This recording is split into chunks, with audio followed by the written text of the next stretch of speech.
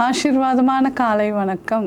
உங்கள் அனைவரையும் இயேசு கிறிஸ்துவின் நாமத்தினாலே நான் வாழ்த்துகிறேன். இன்றைய நாளிலே நாங்கள் தியானிக்க போகின்ற வசனமாவது ஆதியாகமம் 15வது அதிகாரம் 7வது வசனம். இப்படியாய் சொல்லுகிறது: பின்பு அவர் அவனை நோக்கி, இந்த தேசத்தை உனக்கு சுதந்திரமாக கொடுக்கும் பொருட்டு உன்னை ஊர் எனும் கிரேலே கல்தேயருடைய பட்டணத்திலிருந்து அழைத்து வந்த தேவன் நானே.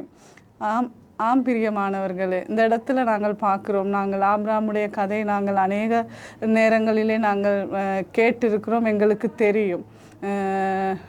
தேவன் இப்படியாய் ஆபிரகாமுக்கு சொல்லுகிறார், உன்னை அழைத்து வந்தவர் நானே. பிரியமானவர்களே, இன்றைய நாளிலே நீங்கள் உங்களுடைய பயணத்தை நீங்கள் நிறுத்தி உள்ளீர்களா? நீங்கள் எடுத்த தீர்மானத்திலே நீங்கள் தடுமாறி போயிருக்கிறீர்களா? குழம்பி இருக்கிறீர்களா? நான் எப்படியாய் வெறுமையாக காணப்படுகிறதா?